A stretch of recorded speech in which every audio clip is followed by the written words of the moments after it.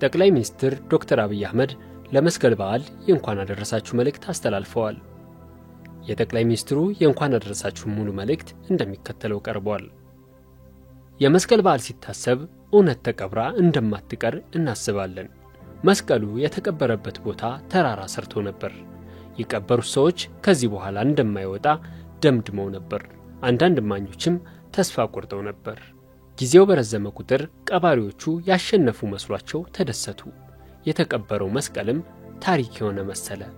ብርቱ ሰዎች፣ እውነት ፈላጊ ሰዎች፣ አቧራውን የሚገልጡ ቆሻሻውን የሚያነሱ ሰዎች ሲመጡ ግን መስቀሉ ከተቀበረበት ወጣ።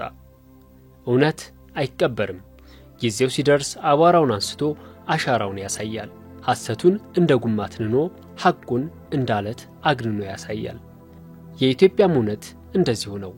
የአውራ ዶሮዎች ጩኸት የፀሐይን መውጣት አያስቀረውም። የሌሊት ወፎች ክንፍ የፀሐይን ንጋት አያግደውም።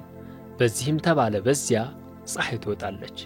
የኢትዮጵያ እውነት እንደ መስቀሉ ሁሉ አቧራውን ጥሶ አፈሩን አፍልሶ ቆሻሻውን ደርምሶ ይገለጣል። የወጓት ያዩአታል።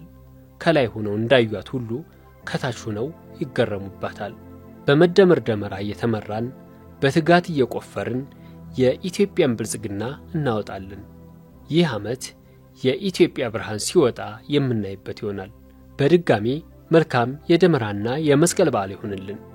ኢትዮጵያ በልጆቿ ጥረት ታፍራና ተከብራ ለዘላለም ትኑር። ፈጣሪ ኢትዮጵያንና ሕዝቦቿን ይባርክ። መስከረም 16 ቀን 2018 ዓመተ ምህረት